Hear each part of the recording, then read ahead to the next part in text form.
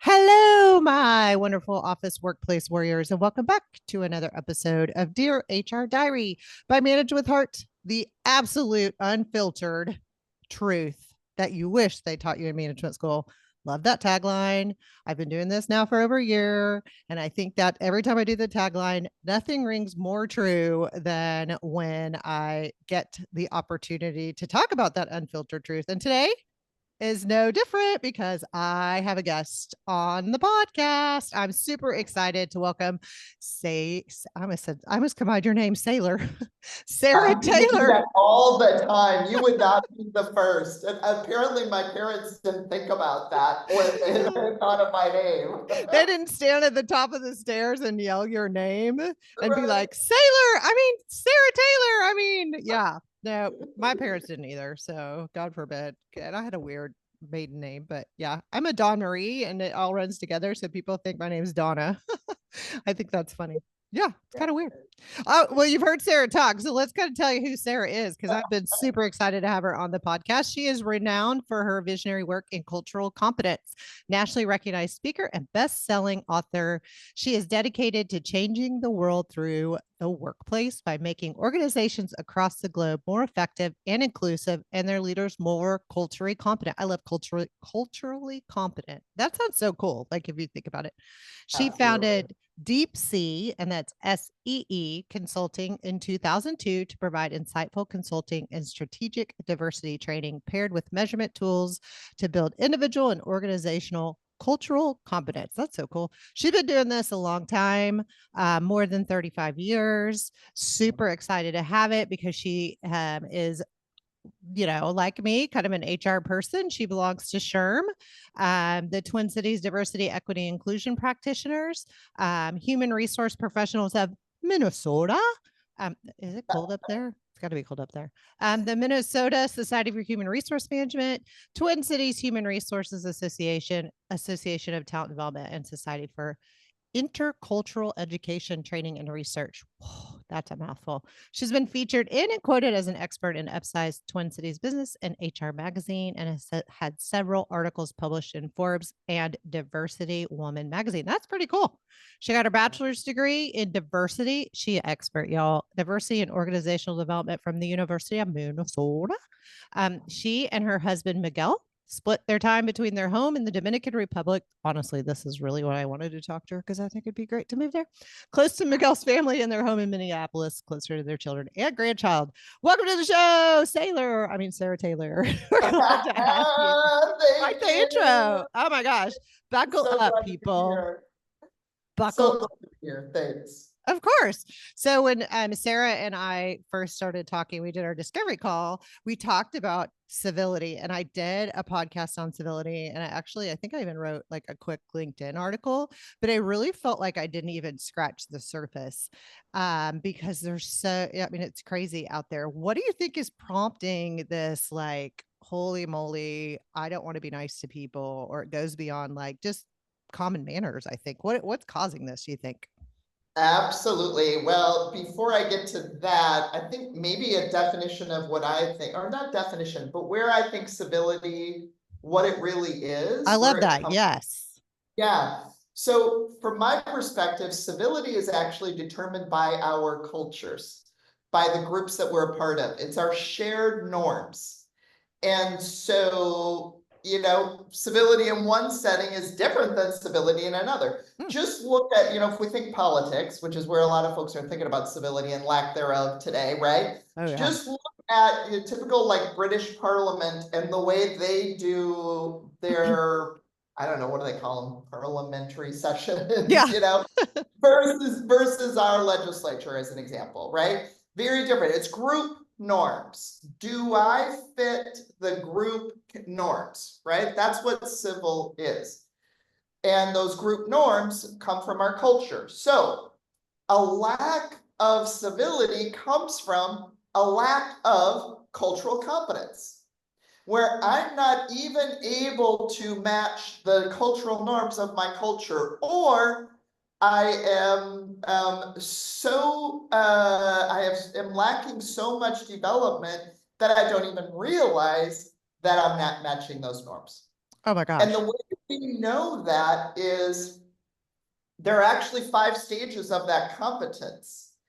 So from less developed to more developed. And the second stage is called polarization.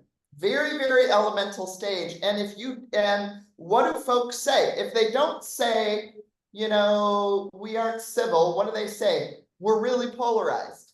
Yeah. Or our leaders are very polarized. And that is exactly what is happening, is we have an increase in those that are leading. We have an increase in, and I mean that more like politically, Right. globally even. In fact, for my second book, I did a lot of research on this polarization, lack of civility, if you will, across the globe, and found that literally across the globe, we have leaders that are using polarization in their countries, in their communities, which isn't effective at all. Right. Not at all. It's just the second stage of 5 of this development. Okay. So I'm sitting here thinking polarization as like, let's say to bring it in more local, right? So you left one job and you got used to their norms or their culture. And now you're coming to a new job Yes. and you're thinking, do they have the same culture? And you're trying to like assimilate that culture. And maybe you're like that poor kid that gets left out of the lunch table. And you're like, what am I doing wrong? And then I mean, it's kind of one of those things that I don't think people think about it. They think, okay, I don't like this politician or I don't like this politician. But I think sometimes they don't even put it together when it comes to their workforce either, or their workplace, or that Absolutely. piece. Absolutely. And in the workplace, if you think about that of the culture, so that polarization would be, I go to the new place and I say, either way, either, oh my gosh, this place is so messed up. Why don't they do it like boom, boom, boom, like my old place, right? Mm-hmm. Or it could even be, oh my gosh, this place is the absolute best. And the place where I was at is absolute worst because it's boom, boom, boom. So polarization is a broad brush stroke judgment. Everything in one place is good, everything in another place is bad. This one group is good, another group is bad. Uh, all of X group are lazy, all of Y group are smart. That's what polarization is. And that's what we see in, kind of raising its ugly head in our workplaces as well. Yeah, absolutely. Are you seeing kind of some of that political like issues, or even like I think of COVID, right? When people are like, don't get the shot, do get the shot, don't get the shot, or that kind of stuff. And then you see like the politics, whether you're Republican or Democrat or whatever. Are you and that's bleeding into our workplace to some degree. Absolutely. It Okay. absolutely is. And so if you have folks that are in that place of polarization, they won't mind. You come into the workplace and saying, I voted for this person and anybody that didn't is wrong. And let me just chalk through, all of the ways that you're wrong, right? Or even, really getting distant from other coworkers if they didn't vote the same way, right? You also see, which is really, if you think about these stages of development, again, so that second stage, good, bad, us, them kind of a thing.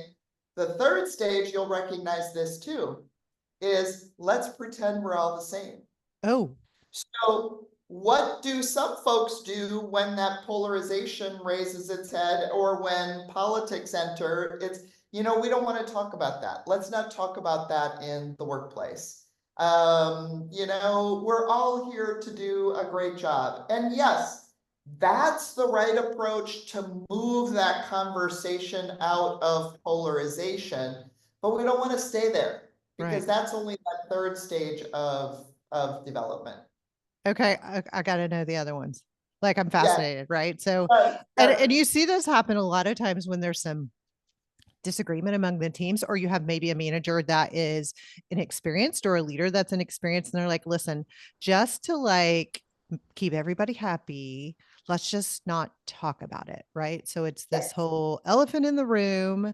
And honestly, it could be politics, it could be about someone's perfume, it could be about cooking fish in the break room, it could be about some new policy that came out for timing. There's all kinds of things that people get polarized in the workforce, and to plot, to please, I'm using my air quotes, to please everyone, it's like, well, we're just gonna put our head in the sand and we're just not going to talk about it. So that kind of thing. Yeah, in fact, let me give you a couple of workplace examples of that third stage where we want to shove differences under the rug.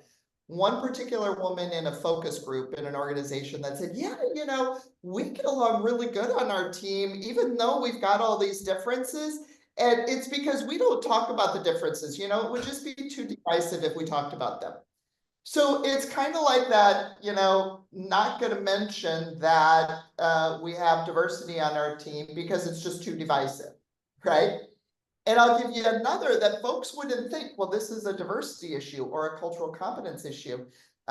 One particular organization, when we were walking through these stages and we were working with the executives, and the CEO literally stopped and said, oh my gosh, I see I have been approaching our budget process from this ineffective third stage of development because I wanted everything to be fair. I wanted everything to be the same for everyone. And so what did I tell you? I told you every single department needs to give me a 3.5% or whatever it was cut across the board.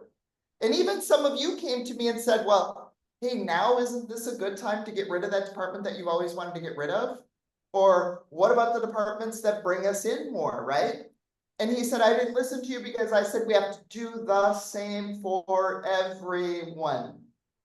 That's how that's ineffective, right? So those are two really good workplace examples of that middle stage. I want to add to that because I'm sitting here thinking there's this huge initiative for return to the office, RTO right now, that everyone's like, return to the office. And I've worked with organizations and I've worked with managers that are very much like, well, everyone needs to come in the office. And I'm like, okay, well, tell me why. Like, if you can explain to me why everyone should come in the office, then I can create a good argument for you, right? Well, they just all need to be there because if I do something for one, I have to do something for the other.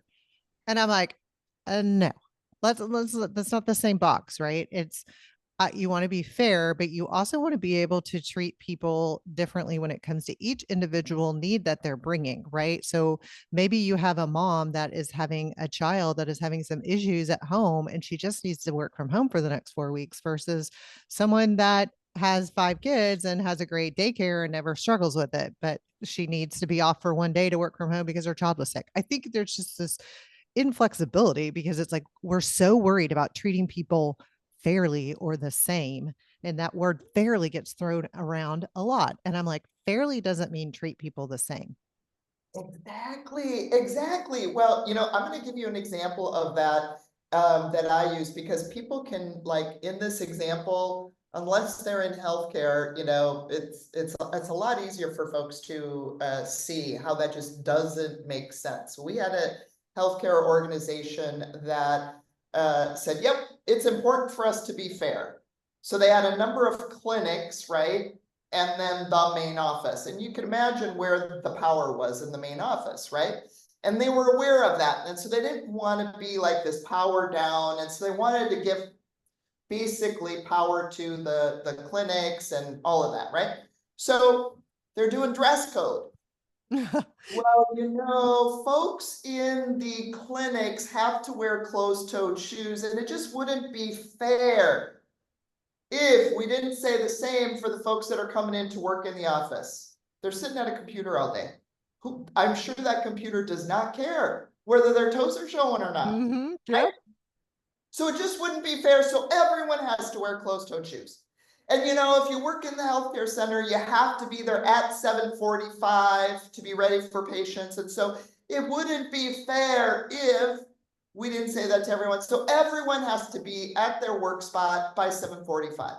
So you have these folks that have a computer that's going to be there at 5 in the morning and at 10 at night in there. And this was pre-COVID, Yeah. so it was going to the office. But think of it from that perspective.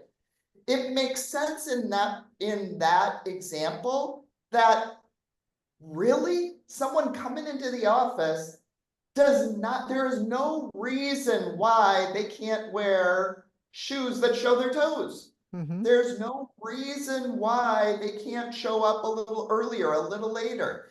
And so using that example, I think people can start to see, wait a second, fairness might not necessarily be the end goal. Right. And I would say fairness and trying to keep that fairness approach keeps us in that third stage, which is ineffective. Oh my gosh. I'm just like, this is so clicking with me because I just keep thinking of all these organizations that I've worked with or I worked for. And I just go, oh my gosh, it's so eye-opening when it's almost common sense has gone away. I think, and I joked with Sara a few minutes ago, getting into DEI before DEI was DEI. And that's where that whole sense of fairness, I think, came into play because a lot of laws, if you think back when Sara and I entered the world of HR/personnel or, whatever we're calling it this year, It was personnel back then. Yeah. Back in the old news, personnel, then it became HR, then it became people resources or people operations. I mean, there's so many different things that people are calling it now. And I love to see the evolution of it because obviously it's changed a lot. But if you think about the evolution of where DEI has come from where you started, what would you say is kind of probably some of the most promising things that you've seen? I know this is a really broad question because you almost have to go back to think when you start, but I mean, even just in the past few years, think about kind of the changes that you feel. I mean, you're the pro and the expert in this. So, what are some of those promising things that you're seeing? Yeah, I think most promising, and again, I go back 35 years. So first of all, one of the things is that organizations are more clear now about this. We do this for business reasons. We don't just do this to feel good, which is really more of what it was in the beginning. But now it's more, okay, we do it for business reasons. And what I would say is when folks say now, oh my gosh, there's a DEI backlash, is DEI gone now, right? And one of the things that I say more than anything is we are a capitalist society, and our businesses do what makes sense for the bottom line. And DEI makes sense for the bottom line for those business reasons. And so because that has become a part of, and if organizations have always had that as their foundation, we are doing this to drive our mission, to drive our vision, to do our work better, to serve more, all of that, they're going to keep doing this work. And so, really paying attention to the business reasons. I think also more folks are doing this from the developmental approach of, okay, we shouldn't just do a whole bunch of activities. Like we should be sure that we are developing the organization and really shifting the culture where we need to. And in order to do that, you can't shift a culture if you're not culturally competent. Absolutely. Oh my gosh. We're going to have Sara come back because I know we can spend a lot of time talking about DEI because I'm a little bit passionate about it. Anybody that's listened to my podcast knows. And from somebody that started in HR in the early 90s, like right at the beginning, there was a lot of laws and changes that took place. Now, when I think I didn't even really got my first taste of DEI, again, air quotes, until I went to work for an organization that had an affirmative action plan in place. So I really think and for those of you that don't know, affirmative action was put into place in the early 60s. And it really was supposed to help people ensure that applicants were I'm going to use this word, fairly treated, right? Because they weren't. And so it had a great place in its time, but now it's evolved. And I think unless you've really taken a hard look at it, you're like, well, we've always had to do that. We've always had to hire so many minorities or so many women. And I'm like, that is not the approach that Sara's talking about. It's taking the approach that we get this great opportunity where we get to encourage minorities and women to come to work. And how fantastic is it? Because they bring so many unique skills and backgrounds. And it's just flipping the script from what used to be, and it still is a law. It hasn't gone away. Any of you that are working in the public sector are quite aware of affirmative action. Those of you that are in the private sector aren't probably as well versed in it. But I mean, the government basically said, you will hire this many African Americans, you will hire this many Native Americans, you will hire this many Asian Pacific Islanders. I mean, there's a whole, y'all can go out and Google it. But I think that's, if I look back and experience and think where I came from 30 years ago, it was like I had to. And now it's like, oh my gosh, this is so cool that it's shining a light on an area that isn't just the white man, in his 20s. And I think that that is so cool. And you talking about business initiatives and people really kind of, how do we put that into our business plan? How do we make that who we are? How do we encourage people is exciting. And it's a great place to be. Absolutely. And from that perspective, thinking about it as an opportunity. If you think back to, and that's another thing when folks say, is DEI going to be gone? Should we, and states that have even made it illegal, or illegal to teach. And what I always say about that is, okay, don't teach about diversity, then what you're doing is a fabulous job of setting up those kids for the workplace of the 1950s. Right. So the workplace of the 1950s, who was really in the professional jobs? It was white men. That's a really, really small sliver of our workforce right now. So if you only want that small sliver available as a resource to your organization, then have at it. Do you want really to have the opportunity of the full pie of resources that are available to you? Then you got to pay attention. Yeah. And I'm going to go back to that third stage of development and what lots of organizations do.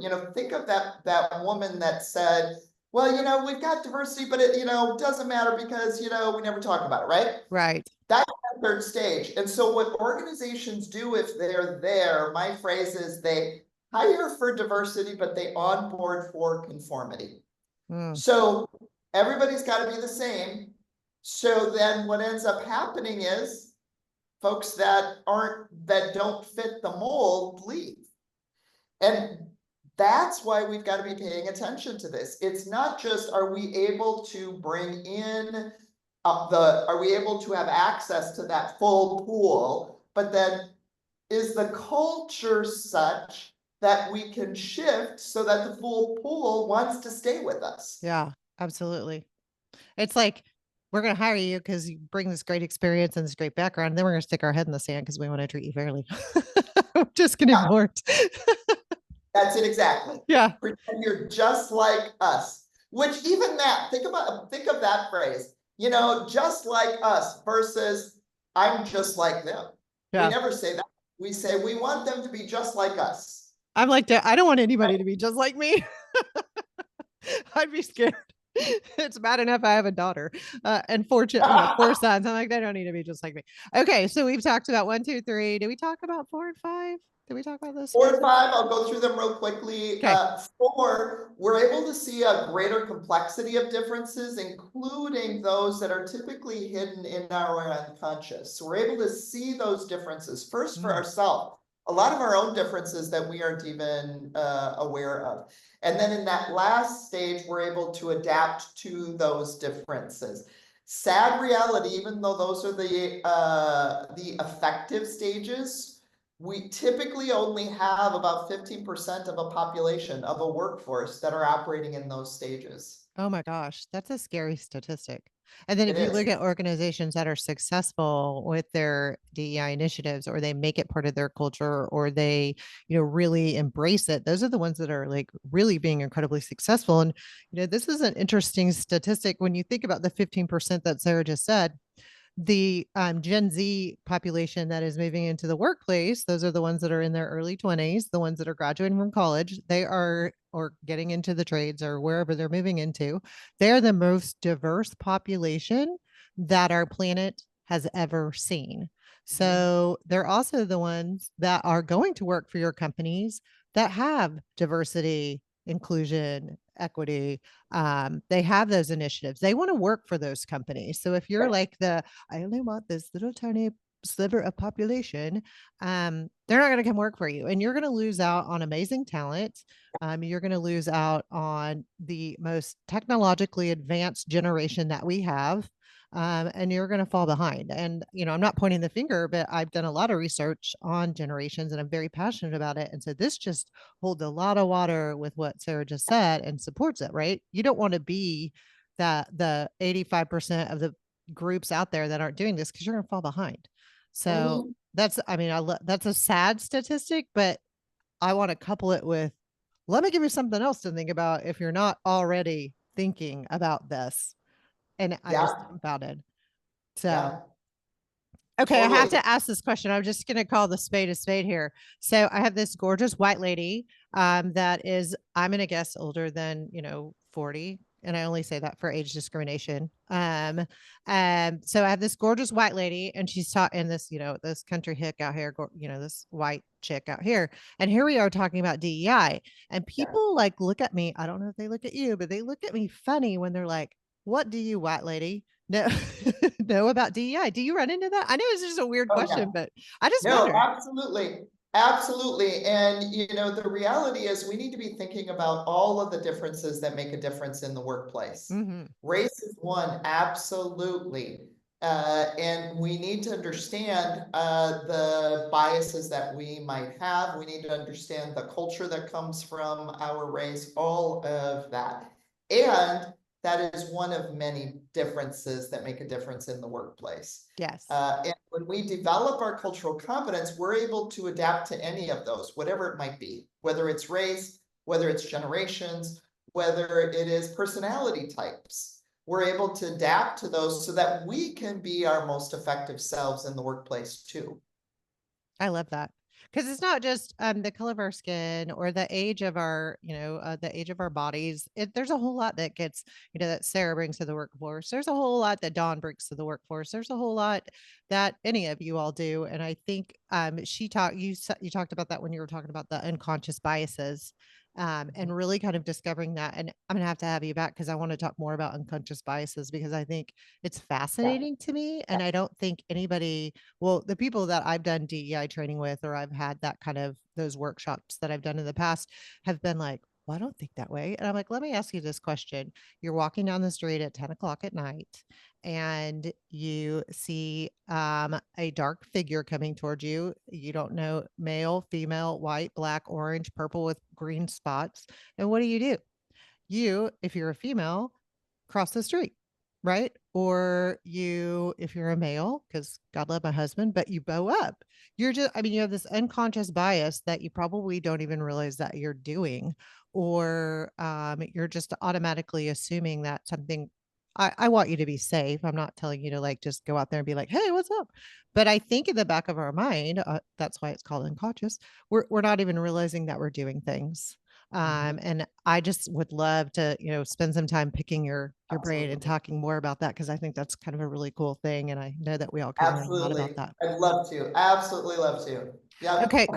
So as we're wrapping up, because oh my gosh, we really have been talking and it goes by so fast. Like these conversations I get so fascinated with. I'm going to ask Sara, what one little nugget would you like to leave with the listeners until I have you come back? Absolutely. Well, since we talked so much about that third stage, what I'm gonna and in that third stage, and one thing I didn't say, almost 70% of us are in that third stage, even though it's not effective. Oh.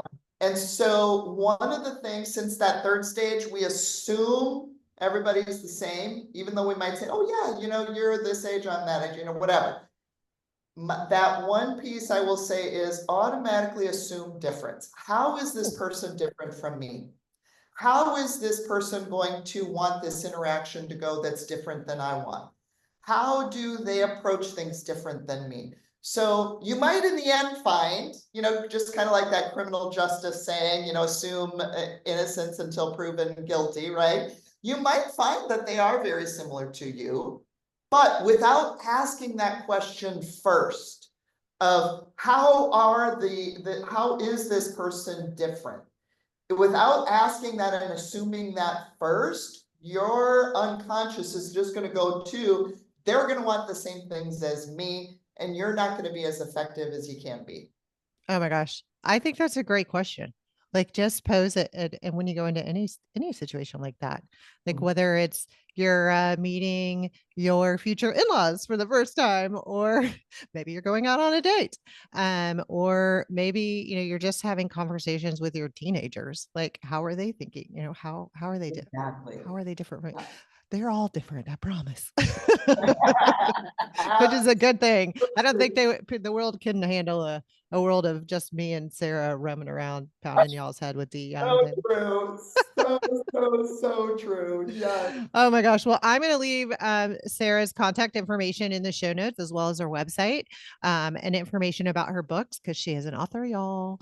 So we'll leave those in the show notes. So please feel free to reach out to her directly. I'm sure she'd love to answer some questions, and we definitely will have her back, because this is such a fantastic topic and I really, really enjoy talking about it. So if you have questions that you want me to ask her on the next go around, feel free to pop them in the show notes or send them to me, and I'll give her some good ones. So send me some good ones. We can do it. I love it. Oh my God. Well, thanks again for joining us, Sara, and to all my wild and wonderful workplace warriors out there. Until next time, stay fabulous. Thanks so much, John.